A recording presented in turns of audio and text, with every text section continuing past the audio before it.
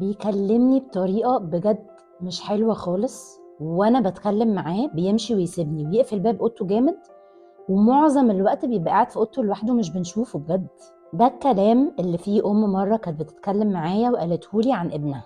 للأسف سن المراهقة بيكون فترة صعبة أو بتكون فترة صعبة للولاد ولينا احنا كمان، ولازم نعرف نتعامل فيها ازاي علشان ما نخسرش ولادنا. وولادنا صغيرين كنا لما بيحبوا يعملوا حاجة كنا دايما بنعملها معاهم. عايزين يلعبوا نحاول نلعب معاهم، عايزين يتفرجوا مثلا على فيلم نقعد نتفرج معاهم على الفيلم، كنا بنتماشى معاهم في أي حاجة محتاجينها مننا. دلوقتي مطلوب مننا نعمل نفس الحاجة مع ولادنا في سن المراهقة على فكرة. لما يبقوا محتاجين برضو يقضوا معانا وقت نقضيه معاهم. أنا عارفة إن الولاد في السن ده بيكونوا في حرب أكتر مع نفسهم ومعانا، وطول الوقت طريقة كلام غلسة، وطول الوقت اتيتيودهم بيبقى مش لذيذ.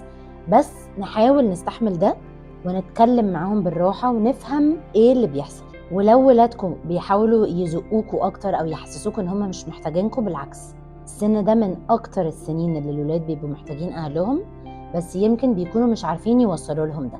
لو بتعانوا مع ولادكم في الموضوع ده أو في حاجة زي كده أو في تصرفاتهم أو في أصلا تتعاملوا معاهم إزاي، ممكن تبعتوا لنا دايركت مسج أو تبعتوا لنا رسالة على انستجرام وهنرد عليكم، واحجزوا ديسكفري كول.